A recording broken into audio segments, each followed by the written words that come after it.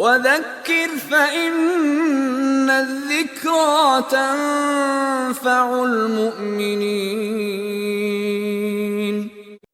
One clarification that Jeff brought up, because we had talked about this yesterday, and that was about intentions. When I said that actions that you're judged by your intentions, that means an intention related to an action. In other words, what merely occurs to the heart. If it's evil, you're not taken into account for it. But if it's good, you're given a reward for it. So if a person has a good intention, but they don't act it out, there is a reward related to that. Whereas with evil, it's not. Like somebody cuts you off on the road and you know, I'd like to kill that person or something like that. As long as you don't go and do it, you're not taken into account for that. And unfortunately, people have recently started doing stuff like that. But now, just to relate to the qadar, this is probably one of the most misunderstood concepts in the Islamic tradition. I think a lot of Muslims even misunderstand it. But let me relate it to two very important concepts in the Qur'an. Generally, khair is understood to be good, and shar is understood to be evil. But from the Islamic cosmological view, this is related to abundance, and this is related to want. And the actual moral component in these concepts is played down in a way that it wouldn't be in Christianity. So let me give you an example. I think for a lot of people, they have a hard time with the idea of a God who could create evil. And this is a classic philosophical problem in the West. If God is all good and He's all powerful, then there shouldn't be evil. Because if He was all good, He wouldn't want evil. And if He was all powerful, He could do something about it. And this is a common philosophical problem. They call it the problem of evil. And there have been attempts to resolve it. But from a Muslim point of view, we believe that good and evil are both from God. But before we say, what, you mean God is evil, let's look a little deeper at what this means in terms of its philosophical implications. The word shar is related to, for instance, poverty. Poverty in the Arab tradition is shar. Why? Because it's a want. There's no moral judgment there in a poor person. You're not saying a poor person's evil. You're just saying poverty is shar. It's a want. There's a lack of something. When we talk about good and evil, from a Muslim perspective, good means that there is a divine presence. Shar means there's an absence of the divine. When you look at this in terms of a moral action, if a person saves somebody drowning, that would be called khair. But if a person kills somebody, that would be called shar. Why? Because if you save the drowning person, there is a quality, there is a divine quality that is embodied there, which is rahmah. But if you kill a person unjustly, there is the absence of the divine quality, which is justice. You have been unjust. And the Qur'an says that God is not unjust. So in the absence of good, we have evil. And this is how the Muslims view it. They literally view evil as an absence of good. So to the degree that the divine qualities are not present in the world, we have evil. And to the degree that the divine qualities are present in the world, the immanence is present there, we have good. And this is why there is a hadith that says, the Prophet ﷺ said, Allahumma al-khayru bayna yadayk. Oh Allah, good is in your presence. وَالشَّرُّ لَا يَعُودُ إِلَيْكَ. And evil never returns to you. So while we believe that God has created a world of opposites, abundance, want, good, evil, we do not believe that evil goes back to God. Because evil is the absence of the divine. In other words, the divine is absent from the act. Now the other problem, when we look in terms of khair and shar, is the Qur'an says, عَسَىٰ أَن تَكْرَهُ شَيْئًا. وَهُوَ خَيْرٌ لَكُمْ. Maybe you detest a thing and it is khayr for you. It's good for you. وَعَسَى أَن تُحِبُّوا شَيْئًا وَهُوَ شَرٌ لَكُمْ. And maybe you love a thing, but it's evil for you.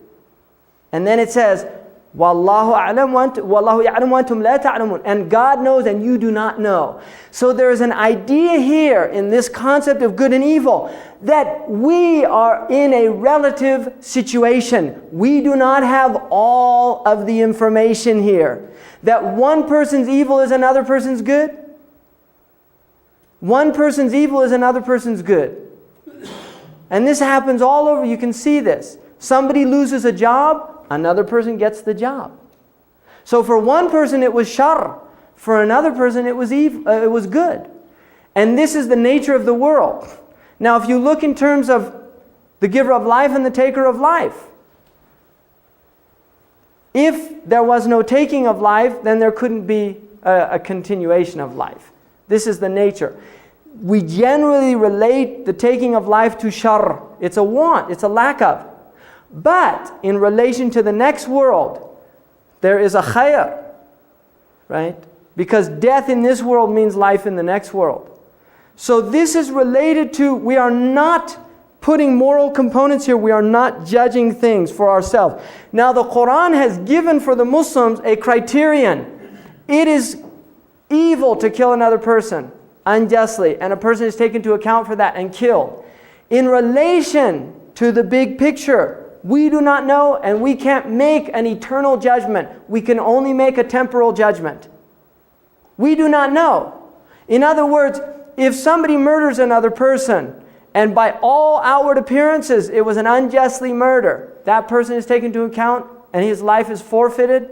Or in certain circumstances, what are called the wulat ad-dam can forgive him. Islam has an interesting attitude towards the death penalty. The Muslims allow for a family to forgive the person.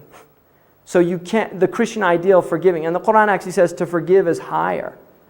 So if a person killed another person, the family has the right to say they forgive them. Right? They can do that. But in terms of highway robbery, brigandry, there's no, that's anybody that threatens the security of a society, in other words, indiscriminate. So if there was a fight between two people and one person killed the other person, then the family could say, we don't want to take him to account for it. We're going to forgive him. They can do that. But if it's somebody who goes in and robs a store and kills somebody, then they forfeited their life by Islamic law. Explain the concept of fatwa. A fatwa? And this, Like Salman Rushdie? yeah, exactly. Okay. Yeah, a fatwa is not a death a fatwa is not a death penalty. It's a legal opinion. It's not binding either. In other words, technically by Islamic law, a person can give a legal opinion. Like I can give an opinion. You can come to me if I'm a faqih, a jurisprudent. You say, what's the punishment for somebody that curses the Prophet Muhammad? And you say, death. Right? So then I say, well, Salman Rushdie cursed him. Well, although that book is, what do they call it in literature? Roman à clef? Is that what it is? Who's the... Roman à clef? Is that what they call it? Yeah. Is that what they call it? Does anyone know the literary term? There's a term for something where you hide a historical or a factual thing within a literary...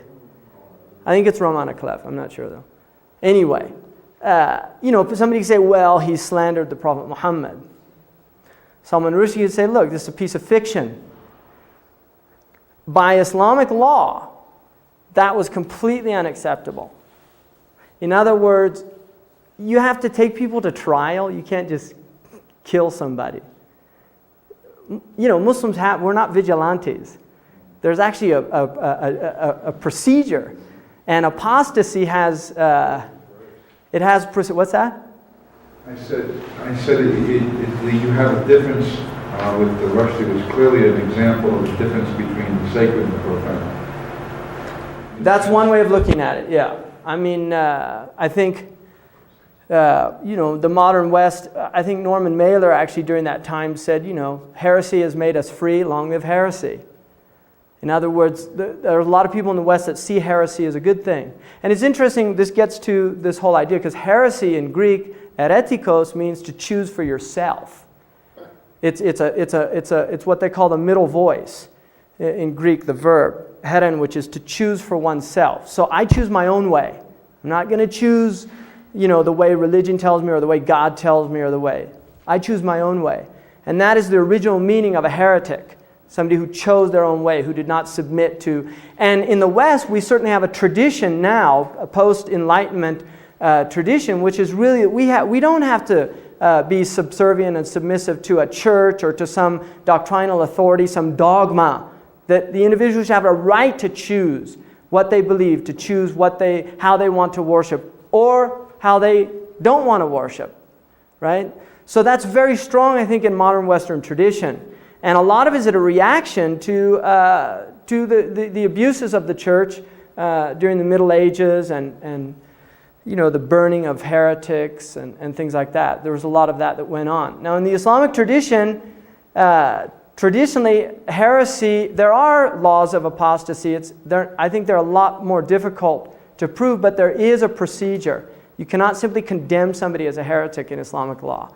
They have to be brought to trial. The intention has to be looked at.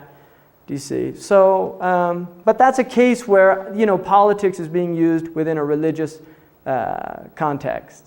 I really... The Iranian case. Oh, very much so. Yeah, because the Egyptians had a whole different reaction to it. Like the Azhar, they had a different reaction. So, here was a case where... Because I'll tell you something about Muslims. Muslims take the Prophet Muhammad ﷺ very seriously. They really do. And it's interesting that the Iranians also condemned the Greek author who wrote the Last Temptation of Christ. They also condemned him as disparaging a prophet, but that didn't make news. Do you see what I mean? So they were just across the board. You make fun of prophets, you're asking for trouble from us. That was their idea. Now that was true. There's still laws on the books in England, apostasy laws. There are laws in England, but they did not relate to the Islamic religion, right? They relate to the Christian religion. So technically there are still in certain countries, there are laws against, like in Greece and other places, there are laws against making fun of prophets, disparaging prophets, things like that. So a fatwa is just a legal opinion, and it's non-binding. It is non-binding. Killed, what's his name, Rushdie. Is it justifiable? I mean, he seems to fear for his life. If Rushdie was in a Muslim country and he did disparage the Prophet, that by Islamic law, if he is tried and found to be guilty, that the punishment is death. That is a punishment for any prophet, Abraham, Moses, any of the prophets, not just the Prophet Muhammad. He just has to stay out of a Muslim country, he's okay? No, I don't think so. Because I think the Iranians have, they offered a reward and things like that. So I think, he does fear for his life. Personally, I'm not going to go out and hunt down Rushdie and things like that. It's not my business. My understanding of Islamic law is that it's not a vigilante law. I can't take the law in my own hands. Because that leads to anarchy. Think about this societally. If I'm with some guy in private and I steal all his money, blow him away, and then I tell the judge, well, he cursed the Prophet Muhammad sallallahu alaihi wasallam. Good alibi, right? If you start thinking about it, it's crazy. You can't just, I'll give you an example. In Islamic law, if a man finds his wife in bed with another man, he cannot kill her. Absolutely not. He has to have 4 witnesses that see penetration. Pretty impossible, right? And I think you have to be pretty perverse to, go into a room and try to, see that. If people are under covers, you can't do it, not just on top of one another. Seriously. And if the only thing he has recourse to is if he does find that, immediately he has to do what's called mula'na, which is where he goes to a qadi, he says, I found my wife in bed, and then the wife is brought, and they do what's called mula'na, which is a mutual cursing. Each one swears that the other is lying, and on the 5th time they call the curse of Allah on them. If she does that, then she is absolved, but there's a permanent divorce, and the child does not go to his lineage. The child is not considered his child, right? If she doesn't, then she would be guilty of adultery. No, because it's related to lineage. That's the only reason. It's related to lineage. In other words, Islam is a patrilineal teaching. So it's one of the 5 things, and I didn't go into this, but it's very interesting. The 5 things that the Sharia is believed to preserve. The first is religion. The second is life. The third is lineage. The fourth is wealth. And the fifth is name, honor. The Sharia law. Law. So Muslims believe that these are the 5 things. Every rule in Islam can be related to one of these 5 things. So the reason prayer is prescribed, preservation of religion. The reason, the prohibition for fornication, preservation of lineage. It is a right of a child to know who their father and mother are. That is a right. So fornication is prohibited. So in that type situation, the best thing, you're supposed to veil people, right? If a woman accuses the husband of adultery, that does not relate to her lineage. She can ask for a divorce, perfectly permissible. She can go to a qadi and say, I have ground for divorce. And she can call herself what's called mutadarrira, and she can say, I want out of this marriage. She is not supposed to say why. You see, the reason a woman is because of the lineage. If in other words, from the adultery, if there's a child as a result of the adultery, then it would be attributed to a man who doesn't. It is not the child of that man, and that is preservation of lineage. So the Sharia says that the man says, no, that is definitely not my child. And he has to do it right away. He can't wait like 6 months later and say, oh, I don't, that's not my child. No, he has to do it right from the start, or else it doesn't stand up in court. But if he wasn't the adulterer, then she has grounds for a divorce, but she does not accuse him. Why not? Because it's related to lineage. In other words, accusing somebody of adultery is one of the worst things you can do in Islam. It really is.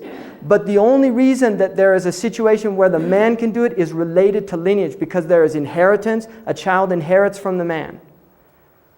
And also the child takes the man's name. If it is not his child, then he does not want that child to have his lineage nor his name if he knows that the child's not from his seed. And that's the only time. And if she denies that, she is not condemned for adultery. But the child does not go to the lineage. She's not punished for adultery if she denies it. Do you see? Is this on Quranic teaching or on... Yes, it's Quranic teaching. Mula'ana. So the idea is simply lineage. It's not. You're not making a moral... Do you see what I mean? The woman is not taken into account for something if she denies it. Her denial stands up in court. But the marriage is she's separated from the man, and the child does not go to the man. adoption? There's no adoption in Islam.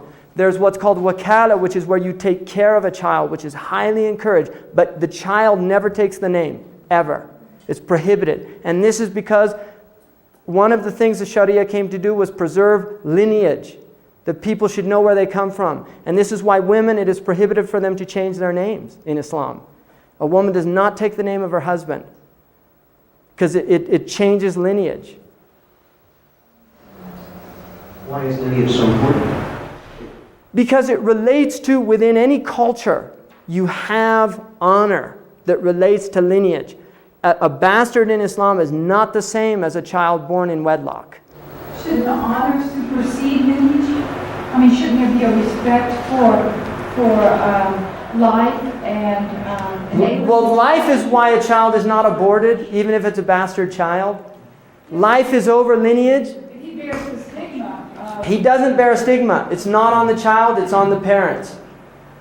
The child, لا تزر وازرة وزر أخرى. No child bears the wrong actions of the parents, and that's why the child is not aborted. But it is a moral stigma for the wife. If it was born out of wedlock, definitely. She goes under the category of zaniya, which is a fornicator. Definitely. And the child itself is on the mother side. There's definitely stigma within culture. By the Sharia, the child is not supposed to suffer for it. But there's definitely a human failing here. You do have stigma related to it in Muslim cultures, but there's not supposed to be. Is there a set punishment for adultery, like stoning? If the person is if there are 4 witnesses witnessing penetration, and they have to be just witnesses, they have to be people recognized as upright in the community. It's impossible. I guarantee you. No, then she's punished. And there's a hadith of the Prophet Muhammad that a woman during his time came to her and confessed to her. And he turned away. And then she came here, she turned away. Till she confessed 4 times. And then he said, "Are you with child?" And she said, "Yes." He said, "Go have your child." She came back after a year, gave birth to the child. She came back and she said, "Tahirni, purify me." And then he said, "Go nurse your child."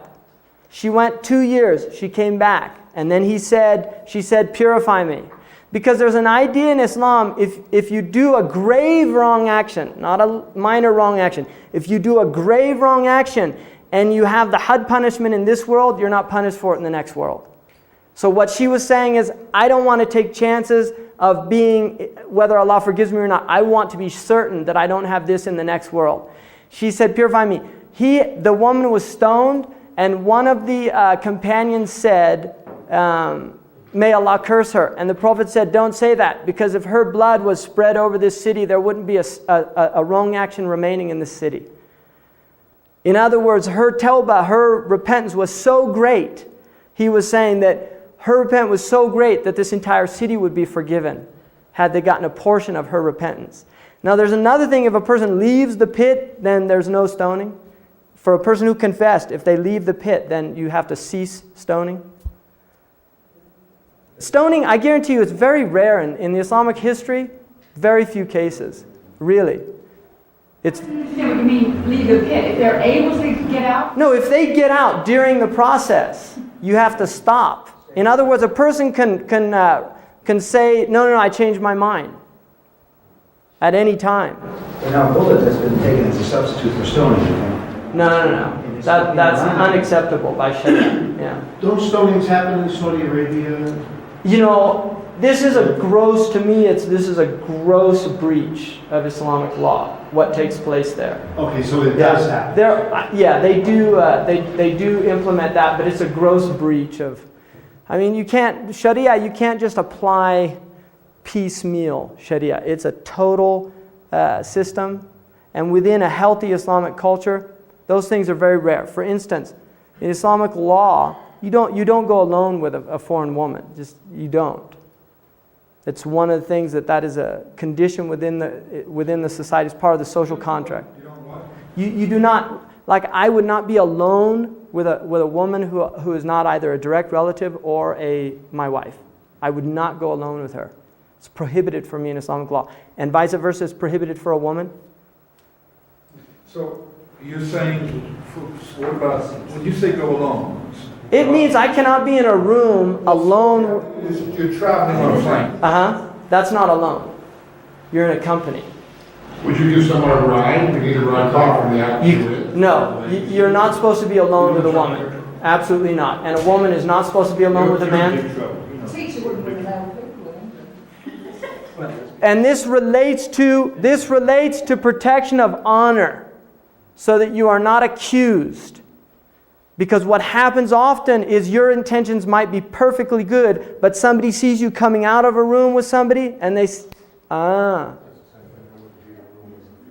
big problem. And I'll tell you something, in our culture, this is a major problem. Sexual harassment, these type of things. If there are witnesses, you don't have the problem. When there are people when it's 2 people alone together, it's his word against hers.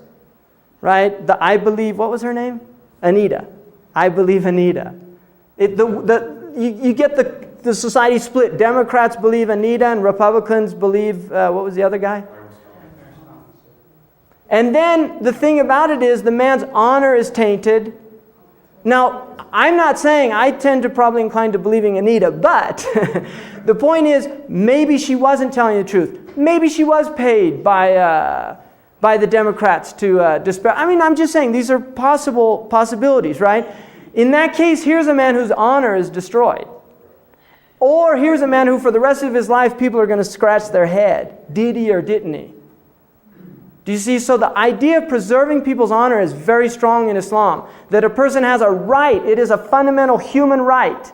It's a divinely given right that you have your honor intact. And you do everything you can to preserve that honor. One, you don't lie. You don't steal. You don't cheat. These are all things that disparage your honor. And you become known for it. Which is one of the reasons why in Islamic law, if you see somebody do something wrong, you are told to veil their faults. Because if you expose people in a society, then the impetus for guarding their honor or for making tawbah or repentance is diminished. In other words, if I become known for lying, then people, even if I start telling the truth, people are going to still remember, that's the liar. So it lessens the power of the ability of a person to do that and diminishes the impetus. So, and then wealth, preservation of wealth, why there's no stealing, things like that. So these are the 5 things. Now, that was just a digression because somebody asked a question, but... Can we ask one more question? If a child is not adopted, but just taken care of, then they have no inheritance? Is that how the law works? They don't inherit. Good point. Yeah. An adopted child does not inherit.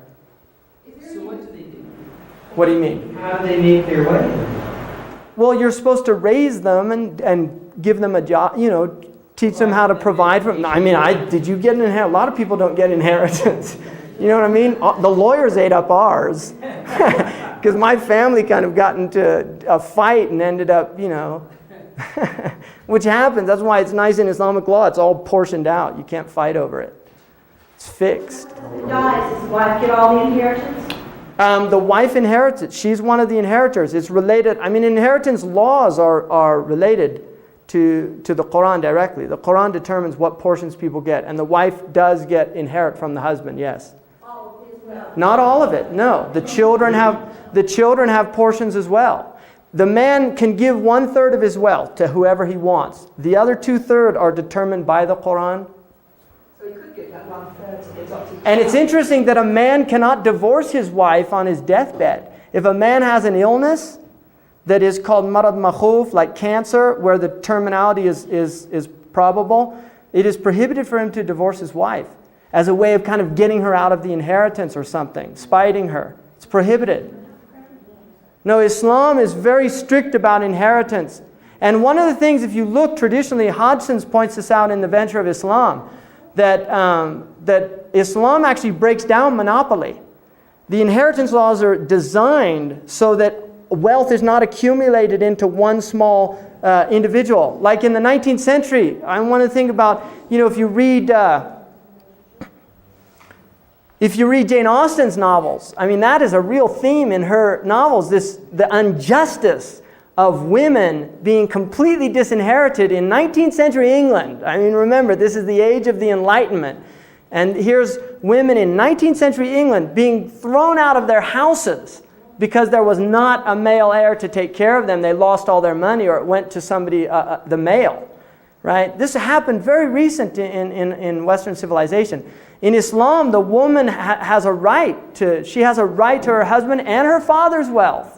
She gets a portion of her father's wealth as well. And this is one of the ways that women became wealthy in Islam. There are historically many women who had... Hani is a wonderful example. She's in the Cambridge Encyclopedia of Islam. There's a little section on Hani, who she married a husband, and she actually owned a factory. And then the husband claimed that it was his, like community property or something. And it did not hold up in court, according to Ibn Hajar. The judge said, no, it's her property. So, and that was, 13th century. So, that's a whole other thing. We're actually on Iman, because that's really related to Sharia. And what I'll do, inshallah, is when we do the section on the last hadith, I'll open it up to talking about some things about Sharia. Because I think Sharia is definitely one of the areas where there's a lot of misunderstandings, misconceptions in this culture. People see it as very primitive law, and so I can talk about that and open it up to things. And another thing about the Islamic law is that there are many different opinions in the law. That the actual things that are clearly there's no debate about are not that many. Many of the situations there is an allowance for the intellect to understand and interpret the tradition. But if we go back to this idea, khair and shar, human beings are taken into account for the good they do and the evil they do. The Qur'an says, لَهَا مَا كَسَبَتْ, for the soul is the good that it earned, وَعَلَيْهَا مَكْتَسَبَتْ, and against the soul is the evil that it has acquired. So we are taken into account for good and evil that we do in the world. The Muslims, the Qur'an is emphasizing the doing of good actions. Now, one of the words that it uses for this is hasanat. And the opposite is sayyat. Hasanat, the root word is beauty.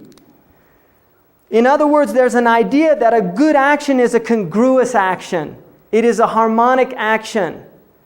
That a bad action is aesthetically unpleasing. It is cacophonic. It is ugly. That the human being by nature recognizes beauty and recognizes good. And this is the idea in the Qur'an. It says, وَهَدَيْنَاهُ النَّجْدَيْنِ, we guided the human being to the two roads of good and evil, that there is something inherent within the human being. Now, if you look at this in terms of the animal kingdom, when animals do something, we do not put moral judgment on it. If a snake bites and kills a child, we do not say it's an evil snake. I mean, people might do that metaphorically, but they don't.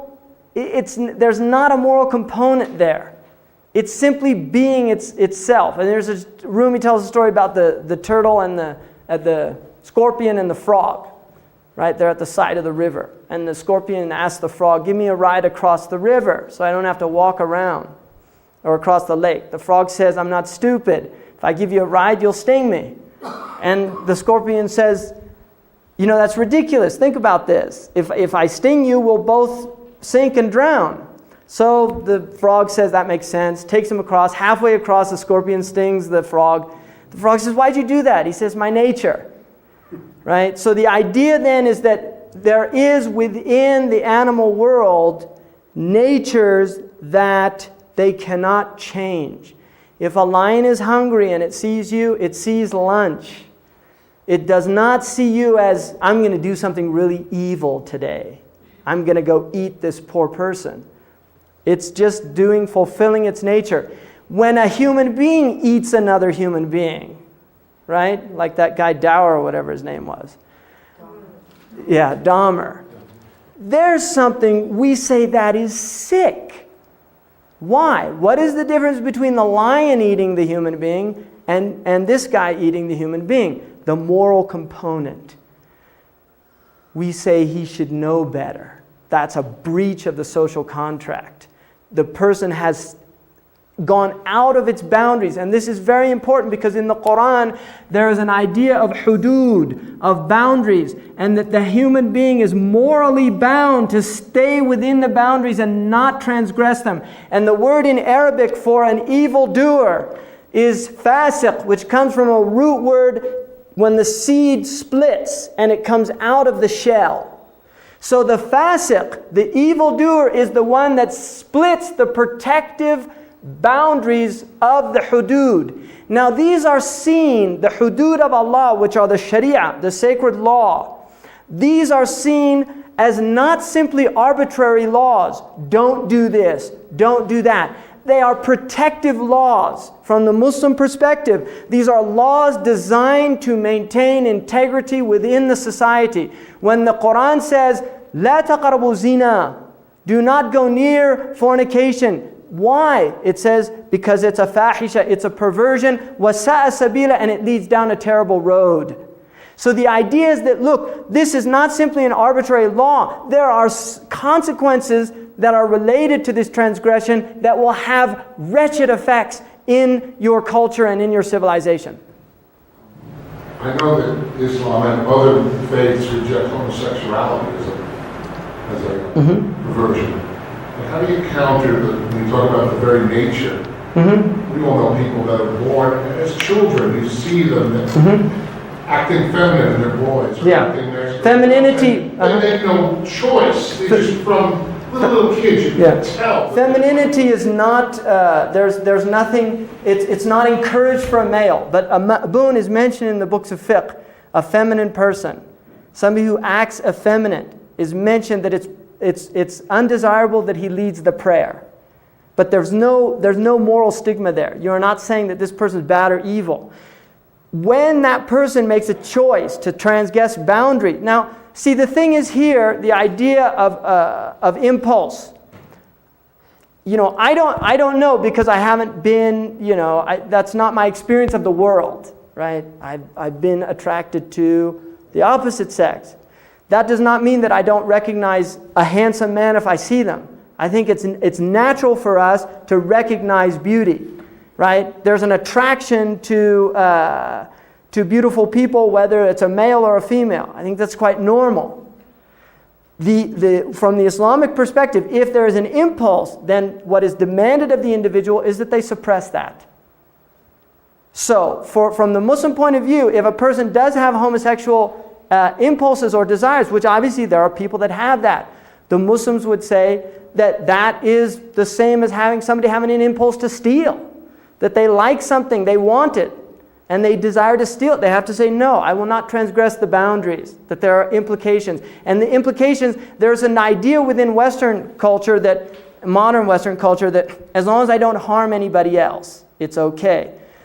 From the Muslim point of view, there is a harm when it emerges into the public space. In other words, as far as the Muslims are concerned, what people do behind their closed doors is their own business. That is not my area of judgment. If I see an effeminate man, I should not assume that he's a homosexual by Islamic law. That's not my place. If somebody is openly doing these things, that is what becomes condemned. When there's an open breach. The same with alcohol. Somebody that makes wine in their house and drinks wine, that's between them and God. The minute they step out into the public space, then that is where the Sharia says no. Right? So in terms of Islamic law, what applies to them in this world is only what moves into the public space, not what's in the private space. But in terms of the next world, we believe that God takes people to account for the public and the private space. So that's really the way I think the Muslims would look at it. And the Prophet said that from my community there will be different types of homosexuality. He said there will be homosexuality of the glance, and homosexuality of touch, and then homosexuality of the action. It's in the hadith, yeah. And it's also considered one of the signs of the end of time and I'm going to talk about when we get to the end of time, with homosexuality and lesbianism become very prevalent according to the Prophet Muhammad. It is one of the signs of the end of time. And he actually said that men would marry men and women would marry women.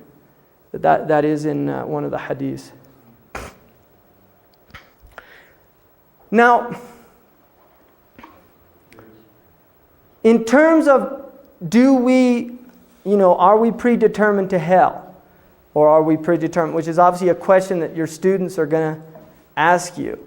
From the Muslim point of view, no one gets to paradise with their actions, but no one gets there without their actions. In other words, there is an idea that we cannot be grateful enough for the gift of life, for the gift of sight, speech, hearing, power, volition, all of these things. And therefore, anything that we do is still a shortcoming in relation to what we owe God. There is that idea. So there is definitely an idea, like in the Christian religion, of grace, that you are saved by grace.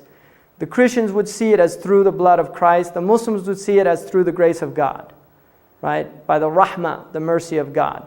But the Qur'an very clearly says, لَيْسَ الْإِنسَانِ إِلَّا مَا سَعَى. Man, the human being, only has what they strive for. So you will see your actions. And your actions, you are taken to account for your actions. And this relates now to the last and final thing, which is the day of judgment. This is the 6th article of faith.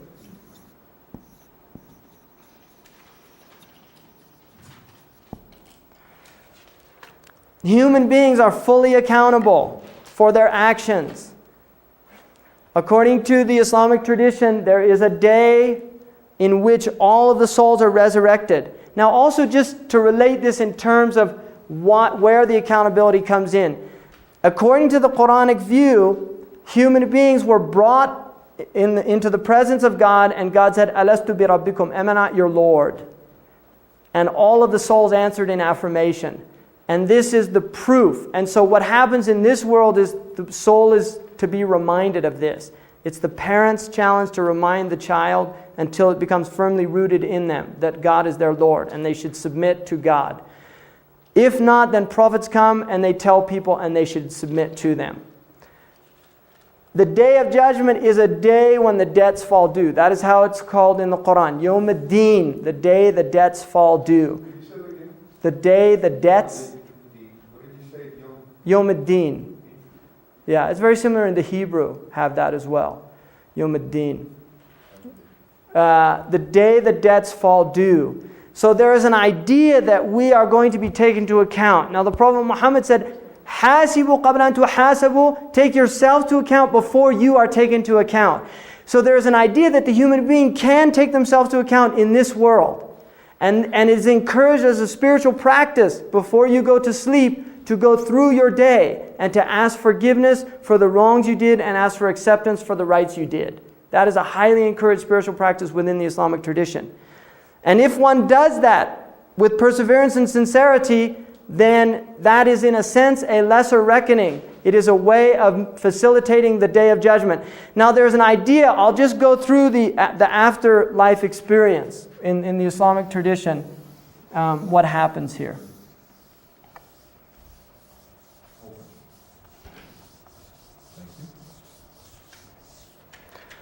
The very first thing, there is a pre-worldly existence.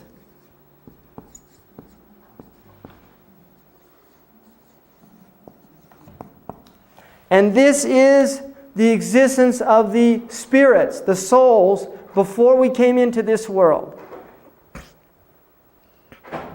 The next stage is the worldly existence. And this is called dunya. Now it's interesting, in the Arabic language, dunya in Arabic means the lowest. In other words, this is the lowest. We're at the lowest level. What is above us is hierarchy. The highest level is the presence of God. Dunya is the lowest level. This is the life of this world. In the Quran is called hayatud dunya. The root word of dunya is, one of the meanings is grapes. Like the famous fox in Aesop's fables. The grapes are just out of reach. And that is the nature of this world. There is an element in this world that the soul will never be content as long as it is in this world. But it will attempt to satiate its desires through the world. This is, like in Hinduism, they have the idea of the sensual, or even Kierkegaard's system. The idea of the aesthete, the person who spends their life in sensual experiences. These are attempts at assuaging this turbulence within the human soul. From the Muslim point of view, this is futile. The soul will never be at peace as long as it is attempting to fill the vacuum or the emptiness through worldly experience. One of the things that I think is happening in this culture now is human beings have become very jaded in their experiences. There's a need for continual and more extreme stimulation. It relates to I think a lot of it relates to the stimulation that people have with television. Murders, violence, sexual stimulation. All of this stimulation is taking place within the brain. MTV is a powerful example of this, of just massive stimulation. What's happening, even I think Sesame Street, which is in a lot of ways seen as a very positive thing, I think for teachers it's a disaster. Because you're competing with entertainment. A child begins to think that you have to be entertained to learn. There has to be these cartoons coming in and this and that, and it all has to be fast. There's a cartoon of a little boy sitting in front of a forest and asking his father, "What's the plot?" Right? So there's this idea, of really, just this culture has become massive stimulation. Toffler's The Fast World. There's a beautiful film called Pawakatsi. Is the second one Pawakatsi? Wonderful film by a local filmmaker. And one of the things that he does in there is he's got the third world in slow motion. Right? So you see people like farming in Brazil and things. Traditional farming is all in slow motion. But then when he switches to America, it's all fast motion. And it's interesting what he's trying, what he's juxtaposing. Like he showed people eating in fast food restaurants really fast, and it's very, very strong to watch it. But the point being is that we are in a hyper-stimulatory state. What happens you reach thresholds, you want more stimulation. Now, there are people now that go out and do things to taste the moment that become very extreme and violent. Gangbangers. You see, adrenaline junkies. When I was in an intensive care unit, and I used to go down to the ERs sometime, and in the ER room, it's really interesting that what a lot of the nurses that work in ERs and doctors do on the weekends, jump out of airplanes, hang gliding, these jumping, bungee jumping. Because if you work in intensive care, crack a chest open, cardiac massage, very intense. They really get into the rush of adrenaline and things. And then on the weekend, it's like, what's there to do? That's an interesting phenomenon. Really, it really is. Adrenaline's a very powerful drug. And we forget that there really is an adrenaline, it's a very high drug. Right? And one of the things that happens when people, when they see things that they shouldn't see, the heart begins to beat faster. Right? For instance, people that, they've done studies with people that watch pornography and things like that. Stimulation, rapid heartbeat, adrenaline rushes, things like that initially, but then more stimulation. They need more stimulation, right? And the end result is a snuff film or something like that.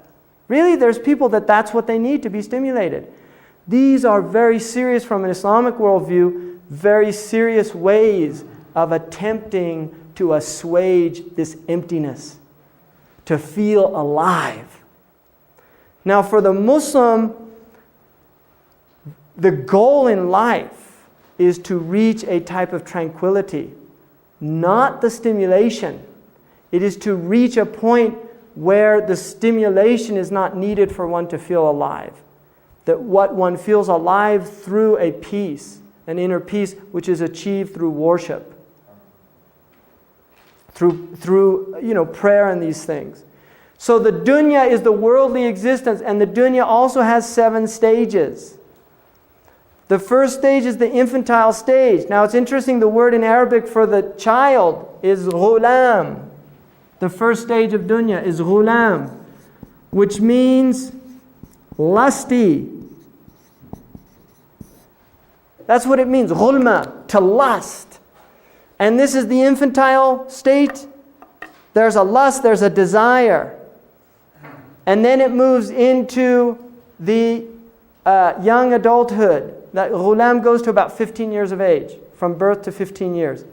And then young adulthood, which is where hopefully the child has been humanized in that first 15 years of life, to where that they're safe to the society and they're safety to themselves.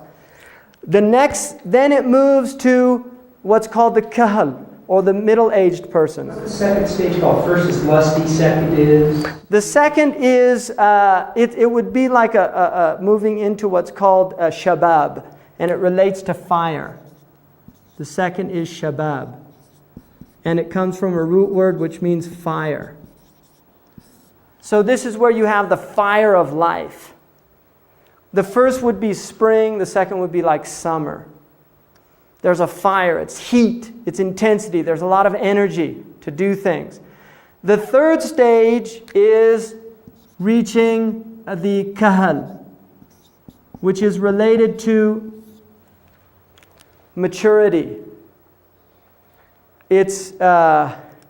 It's related to productivity, where the person, now the fire has been used usefully, right? So there's something cooked there.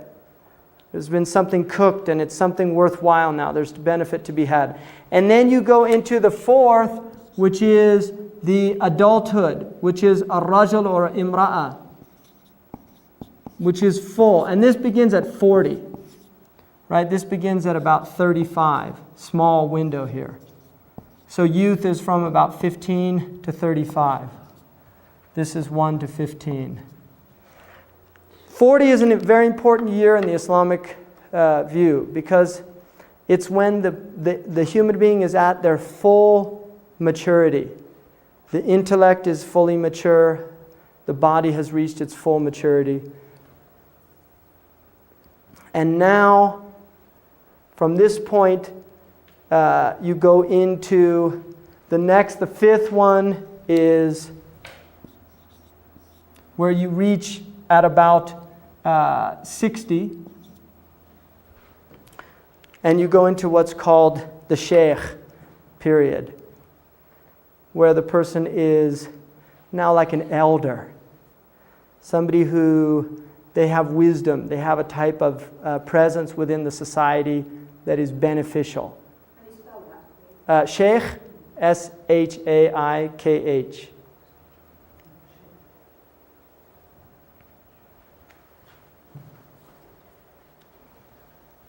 And then, there's a stage here that's broken up, which would lead to 7, which is the sabi, which is the infant, first 5 years or first 7 years. But the last and final stage is called ajuz. And it's interesting that the male and the female are the same. There's no differentiation. It's a male, the word for ajuz applies to the male and the female. And this is beyond, this is where they've entered like 75, 80 years of age. There's a transcendence of the gender at this point. There's a type of, in fact, in the Islamic culture, traditionally, at about 60, the woman will begin to, there's open mixing in many, many cultures, traditionally, as the woman enters into that period of life.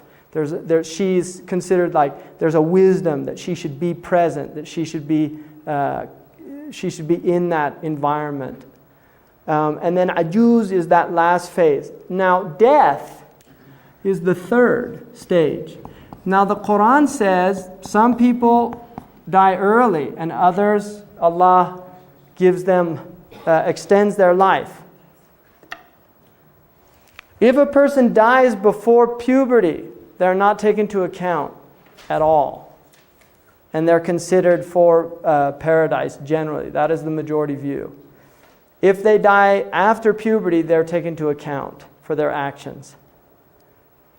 So death is the next. Now, just to give you a scenario of what the Muslims believe happens at death. At the initial point of death, it is believed that the spirit leaves the body and hovers above the body. Now, if you look at the word for spirit, in Arabic it is ruh, which comes from a word rih. Now, spiritus in Latin also comes from a word that means wind. The idea is that the wind is not something you see, but you feel its effects. You see its effects. You see the leaves moving. So the ruh is not something we can see, but we feel the effects of the soul. The soul is powerful. When the soul departs from the body, and one of the things highly encouraged in Islam is to wash dead bodies, right? Because you prepared for the prayer. It's very powerful, especially if you know the person, because you're in the presence. You see the absence of the soul. You see the absence of the soul. The body is there, but it is not, the soul is missing. That is not the same person that you knew in your life.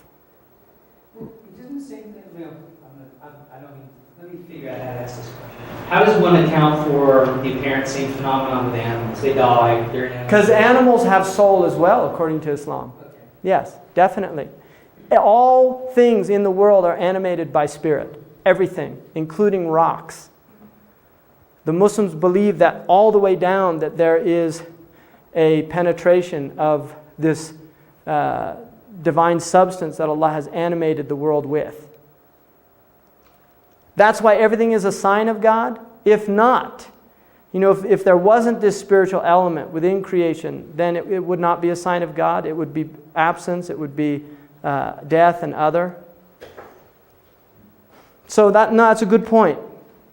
And Muslims believe that animals are raised up as well on the Day of Judgment. And Muslims believe that animals bear witness against people that abuse them. Right? Humane societies kind of have the hadith there, right? There's actually a hadith that the whole earth is raised up. And there's a hadith that people that oppress the earth will have 7 earths around their neck on the Day of Judgment. The Prophet said whoever pollutes a river is, it's like they're cursed to do something like that, to spoil something. He cursed anyone that took hunting as a sport. In other words, they didn't eat the food, they just went out and hunted animals. And he said that there's a reward in showing kindness to anything that has spirit. So, at the point of death, the soul hovers over, and according to the Muslims, the soul says, "Ajiruni, ajiruni," hasten this process, because this disengagement is very difficult for the soul to be separate from the body. And then, when the person is placed, they're washed, they're wrapped in a funeral shroud of white cloth. Males wash males, women wash women, unless it's husband and wife. But generally, males wash males, women wash women. And then the body is put into the grave. The grave is dirt. Muslims are not buried in coffins. You're buried in dirt. And it's going back to the earth. Now there's a story that Khazin tells in his tafsir, Allahu Anam, and concerning its validity, but it's told and it's an interesting story, that God sent the Israfil, which is Sarafael in the Bible, to go down and get earth in which Adam would be made from. And the earth refused, which is kind of the nature of the earth, wanting to maintain the integrity, refused. And then so another angel went down, earth refused. And then the third angel, which is Azrael, the angel of death, went down and said, "If you give this to me, I promise I'll return it to you." And so the earth was given. And the Prophet said that that the first soul, which contained all of creation, the first soul was created from all the earths of the world. From the white, the black, the red, the difficult, the easy, the fertile, the infertile, all of the earth's, the topsoil. And Adam, in Arabic, in Hebrew one of the meanings is from blood. But one of the words in Arabic is tawny, and from the topsoil of the earth. So the idea is that the human being is from this topsoil. And so Azrael separates the soul from the body and returns the earth back. And you can look in terms of clay, man being created from clay, scientifically, secondarily, because everything that makes up our body is about 70% water, and the rest of it is coming from the earth through the animals and the vegetables that we eat, right? So we are literally made of earth, and we go back to earth. Cremation unacceptable? It's unaccepted in Islam, yes. Although there is an interesting hadith, which is a very sound hadith, of which a man, according to the Prophet Muhammad, a man cremated himself, and God still brought all of his parts together. And then he asked the man why he did it. And the man said that he was so afraid of the Day of Judgment. He was hoping that he wouldn't be resurrected. And so, according to the Prophet Muhammad, God forgave him for that? There was no embalming, I gather, then? No.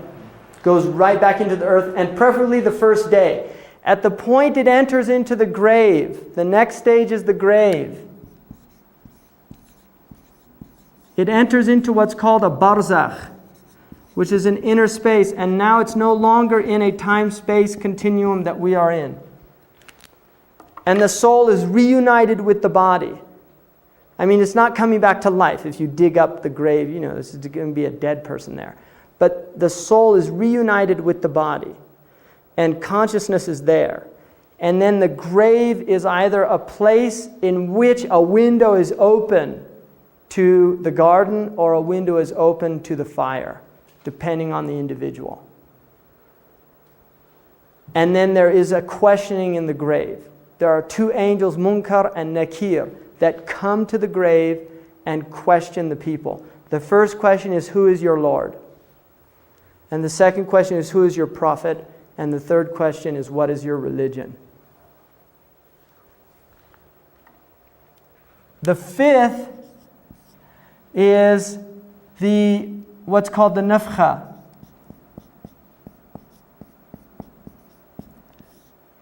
Which is that Israfil is the angel that is assigned to resurrection.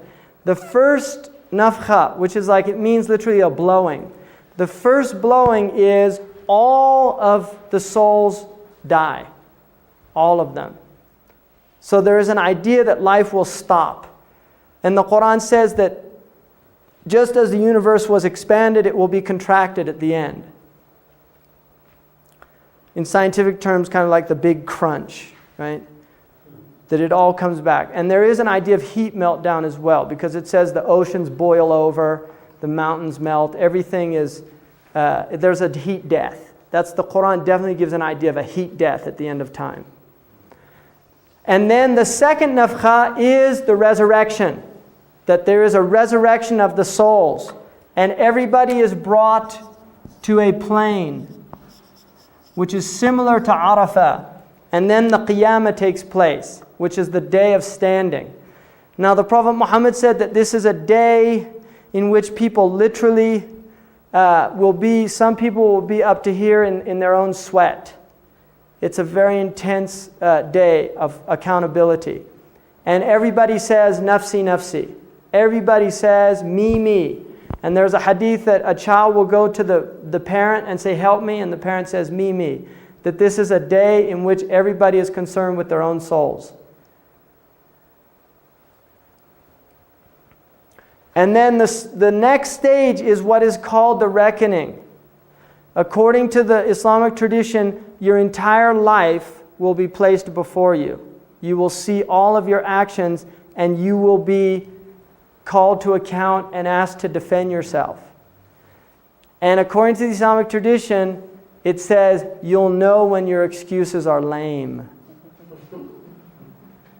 It says, إِنَّ الْإِنسَانَ عَلَى نَفْسِهِ بَصِيرًا وَلَوْ أَلْقَى مَعَاذِيرًا. On that day, the human being knows very clearly all of his... In other words, if you want to look at it in psychological terms, all of your defense mechanisms are suddenly removed. Your projection, your denial, all of these psychological mechanisms that we've used very well in this world to justify our actions are taken away from us. And it says in Surah Al-Qaf that on that day the veil is removed from your eyes and your eyesight is piercing. So you will see things very clear. And there's an idea that we all know in truth if we will reflect what we're up to. So each person is taken to account. And the Prophet Muhammad said that every people will be behind their prophet. So the people of Moses will be behind Moses, the people of Jesus behind Jesus, the people of Muhammad behind Muhammad, the people of Karl Marx behind Karl Marx. Everybody's going to be behind their imam, the one they took as their example in this world. And it's interesting because the Qur'an says that the oppressed will say to the oppressors, you got us here. And the oppressors will say, we didn't do anything, you followed us. And so there's this kind of conflict between them. And each one will say, I don't want anything to do with you in the next world. So there's an idea of really everybody awakens to to the truth of their own souls, to the truth of their own selves. And then it's said that there is, after the reckoning, there's the weighing in the balance. Once everything has been shown, then actions are put into scales. And the scholars say Allah knows best what their reality. And if the right actions outweigh the bad, then you are given a book in your right hand, and is the book of your actions. And if the wrong actions outweigh, then you're given a book in your left hand. At that point, then you go to what is called a sirat, which is the plain. It is a bridge over which the valley of Jahannam is. And the bridge in the tradition says that it's more sharp than a sword. And everybody will have to go across this bridge, everyone. And there are angels on the bridge that shout to people. And the Prophet Muhammad said that there are people that will go like light. They'll go the speed of light across the bridge. He said, kabarq, like a lightning, they go right across it.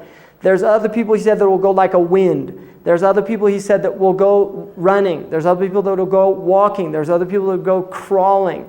And then there's other people that will not make it across into the pit. And then at the other side of the sirat, there's what's called a hawd. And the hawd is a huge basin. And according to the tradition, anyone who drinks from it will never have thirst after that. And there is also a tradition that on that day, the death is brought before everybody in the form of a lamb and is slaughtered. And so there's no death after that. The ones that don't make it across the thirsting. Thirsting. That's one of the. See, the idea is that only God can quench the thirst. And if one was attempting to quench the thirst in this world by other than God, then they failed in what their task was, which was to be quenched through closeness and not distance. So it goes back to this idea of rahmah, mercy, and wrath, that you bring wrath upon yourself. That's really the idea, that God is not punishing people to punish them. The people literally take themselves to their final destinies. That's very strong in the tradition. Now, some people will not abide in. There are people that leave it. There's an interesting tradition. I mean, this is just a story, but there's an interesting tradition because the Prophet Muhammad said, "How people die, that's how they're raised up, and how they're raised up is how they're judged." And there's a story of a woman. They tell that she never did one kind deed, except once she was going into her house and a carrot dropped. And a cat came and took the carrot. And this is based on a hadith that the Prophet said there will be people punished because they did not feed animals that were in their responsibility, that they're actually punished for that. It's like a responsibility. And so this person was going to go get the carrot, and then just decided, no, I'll let the cat have it. And so they're in the pit of fire, and a carrot comes down. And so they hold on to the carrot, and they start getting pulled up out of the fire on this carrot. But then she looks down, and there's other people coming out holding on to her. So before you know it, there's a whole string of people getting pulled out of the fire because of this one carrot. And then she starts saying, "No, this is my carrot." And she slips and falls back in. So it's just giving you an idea of that people, how they are in this world, it's going to be confirmed in the next world, that they're miserliness. Now there is a hadith that a prostitute, and it's a sahih hadith, that a prostitute went to a well and got water up from the well. And she saw a thirsty dog. And she said, "This dog is thirsty like I am." So she put her shoe down and brought water up and quenched the thirst of the dog. And the Prophet said for that she was forgiven and given paradise. There's another tradition that says that a man, he used to loan money, and he would tell his agents, go out and ask to be repaid. And if they don't have the money, tell them not to worry about it. And so the Prophet said that when that man is brought before God, God says, I'm more generous than this man in forgiving his debtors. And he forgives him. So if you look in the Islamic tradition, there's very, very strong emphasis on forgiveness and rahmah. But there's also an emphasis on wrath. There's a balance here. Even though the Muslims say God's rahmah is over his wrath. And there's a tradition that says that God's mercy is 99 parts.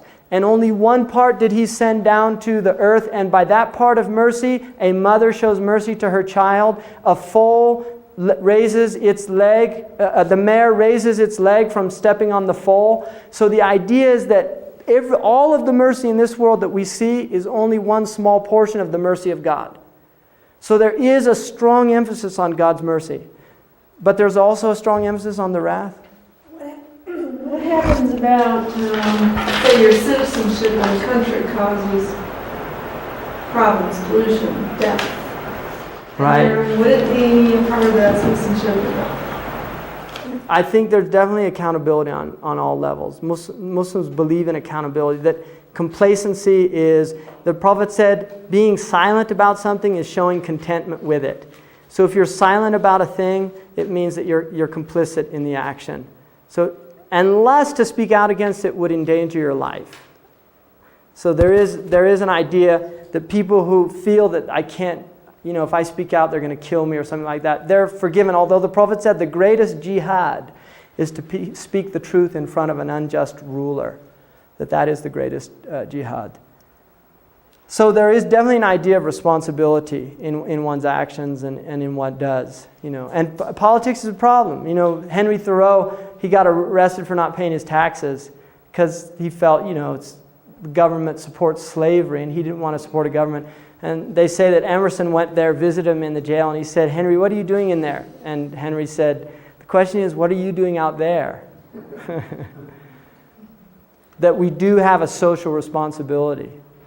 Does the Qur'an or Hadith mention suicide? Yes. And I'll tell you something really interesting about that. There's a book called Life After Life by Raymond Moody, and there's a section in there about suicide in which he mentions a woman who committed suicide. She was actually declared dead, but then she was brought back to life after blood transfusions. And he interviewed her and asked her what happened. She said she found herself doing it over and over again. And the hadith, according to the Prophet Muhammad, said if anyone who commits suicide will continue to do that with the same intensity until the Day of Judgment. Although it is not considered a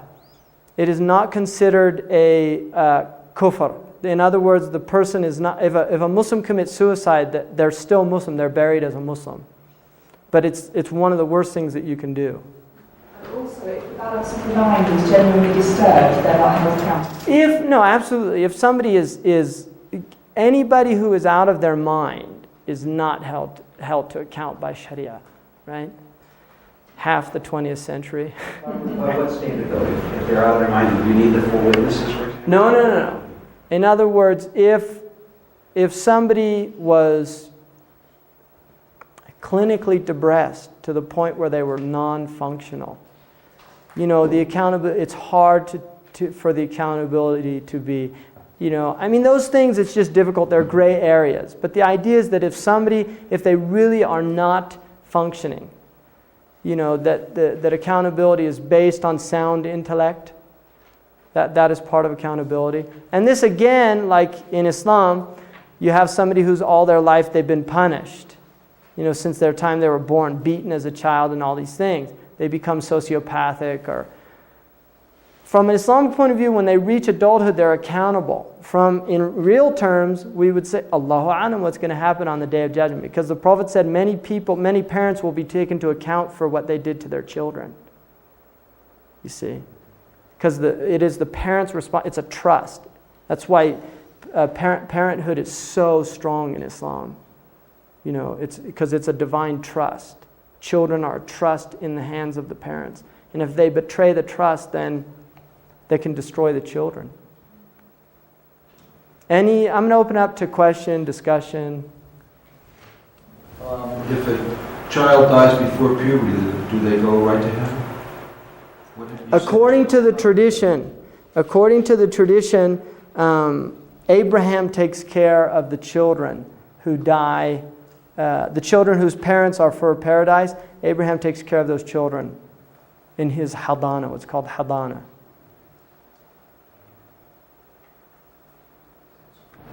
When the woman came with the welcome to ask forgiveness from Muhammad, it wasn't Muhammad that forgave. He can't forgive. Yeah, it's not like, I mean, in the Christian tradition, there's some verses that would indicate, like Jesus said, go and sin no more, for you're forgiven. And that was seen as kind of a blasphemy to the Jews. From the Muslim point of view, they would say, Allahu Alam, if that is a true account of Jesus, they would say that is not Jesus forgiving, but rather God revealing to him that the woman's actions were forgiven. Because the Prophet did tell people they were forgiven. But he does not forgive. The Prophet does not absolve people's sins. It is God alone who forgives. The Prophet is seen as a human being. He's a man. He does not have divine... he is a human being like the rest of us in his human nature, but not like the rest of us in that he's a prophet. So some of them said, a ruby is a rock, but it's not like other rocks. It's a mineral, but it's not like other minerals. I'm having a tough time trying to reconcile the issue of slandering a prophet with equaling a death sentence in Islamic law with some of the things you just said, i.e. that prophets are merely men. And also something else that I think I've heard in the Hadith or the Quran, that people find God in their own time. It might be at 16 for this person, maybe at 40 years of age. So how, if that's true... Well, there would be no... Because, if you slander another human being, you're whipped in Islam. In other words, if I accuse somebody in here of adultery, the Islamic punishment is that I'm whipped. Okay. Because that is prohibited to do that. And there's very severe consequences for it because of its impact on society. If you do something to a prophet, it's very serious, with the idea that the prophets are impeccable in their character, that they are people that have only brought good for human beings. And if you do want to say something about them, then you say it not in the public space, in the private space. In other words, that's again between you and God. But if you bring that out into the public space, then it creates a type of tension in the society that is very serious, according to the Muslims. And I'd like to add to that many of the people that persecuted the Prophet, he forgave them. absolutely physical persecution. Yeah, he forgave them. Became Muslims themselves. And he forgave them. Absolutely. Yeah. So, Now, if it was a non-Muslim who did it, see, that's very different. If it's a non-Muslim who did it, it goes under a different category than if a Muslim did it. Do you see what I mean? In other words, this law relates to Muslims who say bad things about the Prophet ﷺ. I think also in terms of you reconciling and understanding what you said before about the entire Sharia being in place in an Islamic setting is a pretty important piece in terms of understanding how that can possibly be a reality for punishment. It's not like one of us here is blaspheming the Prophet and that would be a lot of punishment for Islamic law. I mean, maybe you just emphasize that. Yeah, that's a good point. So that does not hold for non-Islamic people? No, it's prohibited in Islamic law for a person to do that, to blaspheme any prophet, right?